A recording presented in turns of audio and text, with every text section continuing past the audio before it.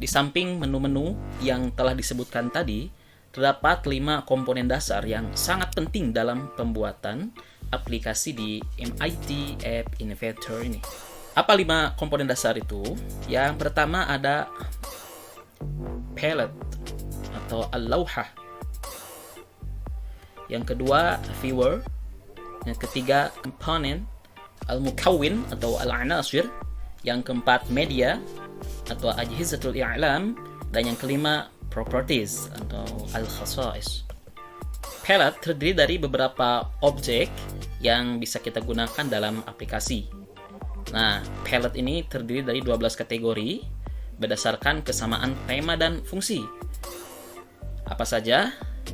Yang pertama ada user interface atau wajihatul mustakhdim. Yang kedua ada layout atau tasmim. Yang ketiga ada media atau ajhizatul i'lam. Yang keempat drawing and animation atau ar-rasmu war-rasmu mutaharrik. Yang kelima maps al-kharaid. Yang keenam sensors atau ajhizatul istisy'ar. Lalu yang ketujuh social al-ajhizatul ijtima'iyyah. Yang kedelapan storage al-mukhazzan. Yang kesembilan connectivity ar-rabat. Yang ke-10 Lego Mindstorms. Yang ke-11 Experimental atau Al-Ajhizah At-Tajribiyah. Dan yang terakhir, yang ke-12 ada Extension atau At-Tamdid.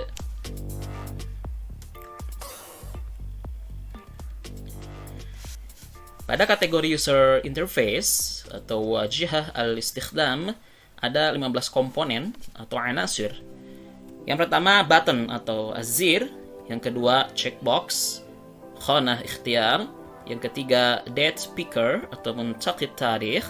Yang keempat image as-surah. Yang kelima label al-alamah. Yang keenam list picker muntaqid qaimah. Yang ketujuh list view arud al-qaimah. Yang kedelapan notifier al-mukhattir.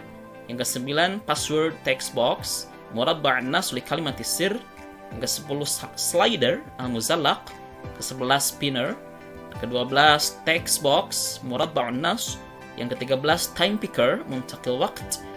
Dan yang terakhir web viewer arid al-web. Ini kita misalkan icon button. Ini fungsinya untuk mendeteksi ketukan atau hold down ketika pengguna menekan tombol.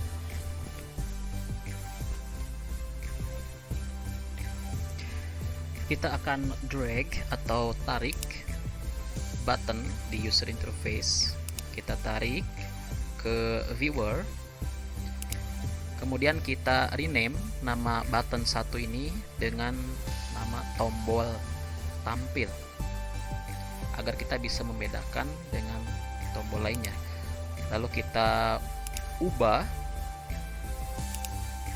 isi text for buttonnya dengan tampilkan gambar.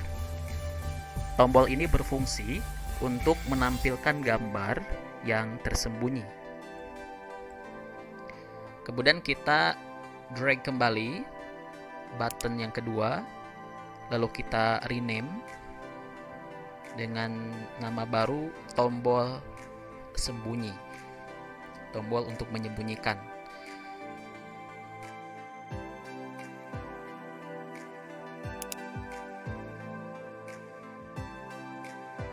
Lalu kita ubah text for buttonnya dengan teks baru, sembunyikan gambar.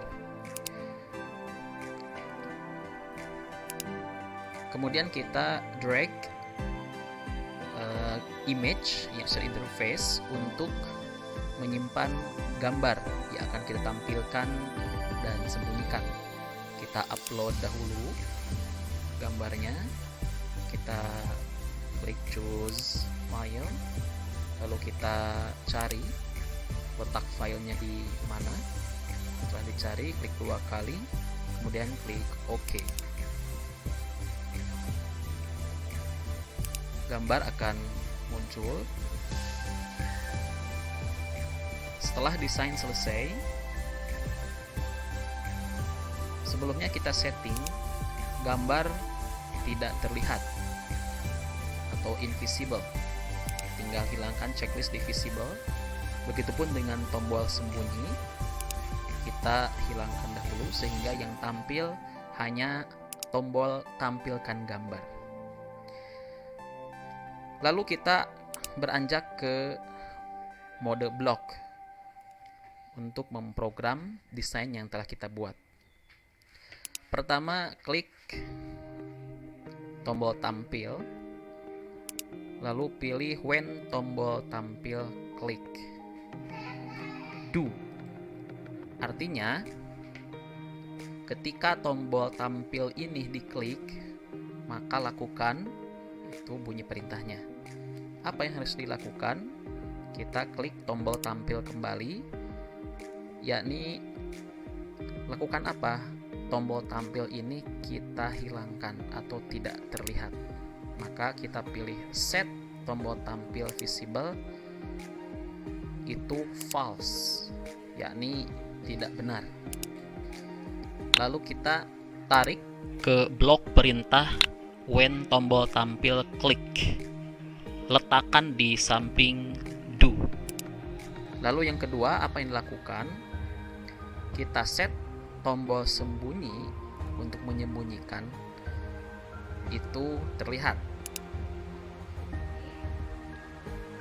Nah, maka menggunakan logika true, bukan false. Lalu yang ketiga, apa yang dilakukan?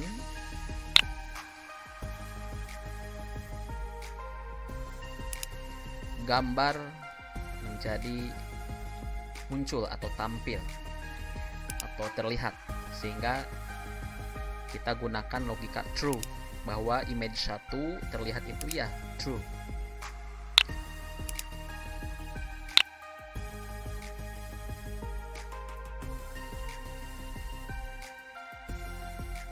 Berikutnya, fungsi tombol sembunyikan. Kita tahu fungsinya agar gambar itu sembunyi atau tidak muncul, tidak tampil.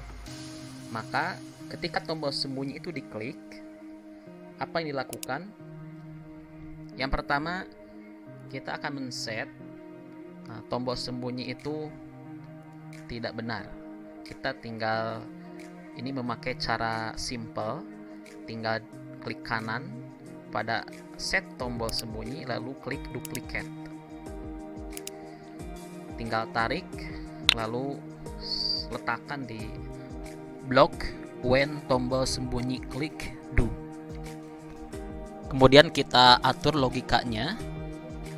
Set tombol sembunyi visible false.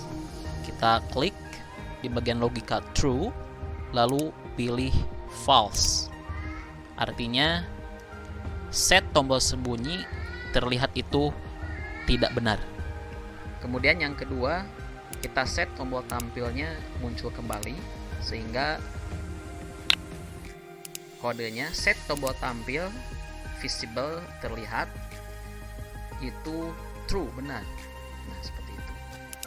Begitupun kemudian dengan image-nya, karena kita mengklik tombol sembunyi, maka artinya si gambar itu disembunyikan.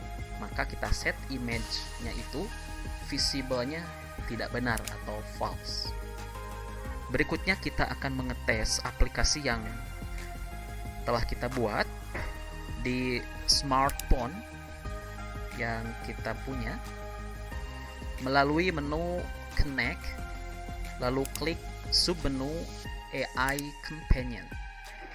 Silakan aktifkan aplikasi MIT AI2 Companion di smartphone Anda. Lalu silakan klik scan barcode.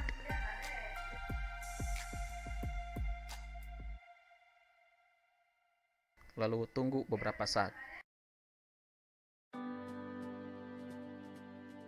Inilah hasilnya. Klik tampilkan gambar, maka gambar akan muncul. Kemudian klik tombol sembunyikan gambar, maka gambar akan menghilang. Banyak lagi fungsi lainnya. Anda dapat mengetahui semua fungsi di atas melalui website MIT App Inventor. Berikutnya ada kategori layout. Itu berfungsi untuk menyusun komponen yang kita masukkan ke aplikasi. Nah, di sini ada 5 opsi dalam penyusunan komponen itu. Yang pertama, opsi horizontal arrangement atau at-tartibat al-ufuqiyah, untuk menyusun komponen secara horizontal. Yang kedua, horizontal scroll arrangement atau at-tartibat al-ufuqiyah al-mulaffafah. Yang ketiga, table arrangement atau tartib al-tawilat.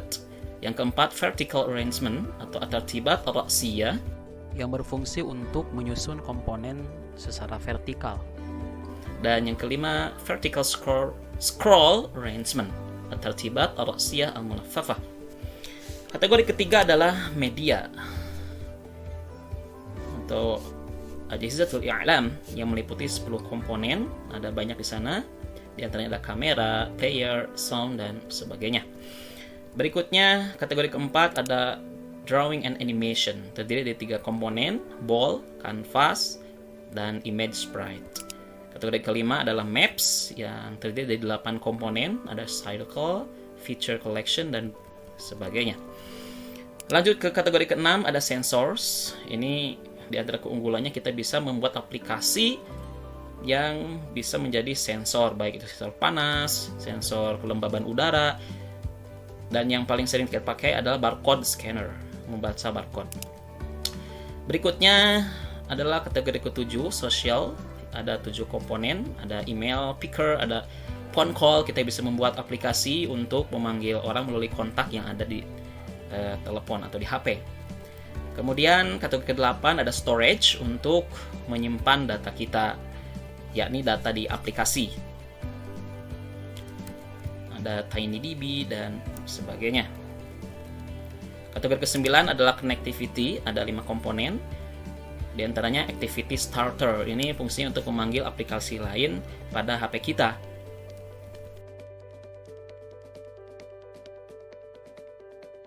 Ada 15 komponen, ini terkait sensor yang digunakan dalam dunia robotik.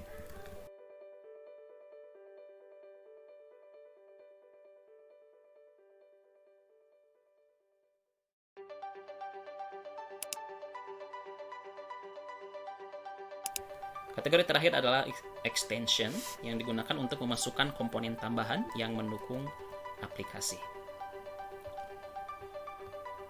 Nah, sekarang kita akan mempelajari komponen yang kedua, viewer.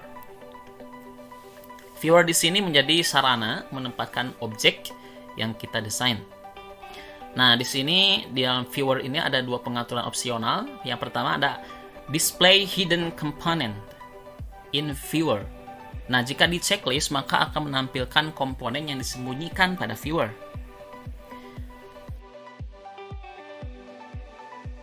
Lalu pengaturan kedua ada opsi tampilan viewer. Di sini ada 3 pilihan. Yang pertama ada tampilan HP dengan ukuran 505 x 320 inci. Lalu ada ukuran tablet, dan terakhir ukuran monitor. Komponen dasar yang ketiga adalah komponen. Pada komponen ini ada daftar komponen yang telah kita tambahkan ke dalam viewer.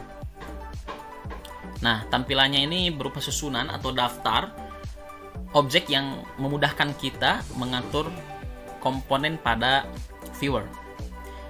Komponen dasar keempat adalah properties. Ini untuk mengatur komponen, bagaimana dia berinteraksi dengan komponen lainnya.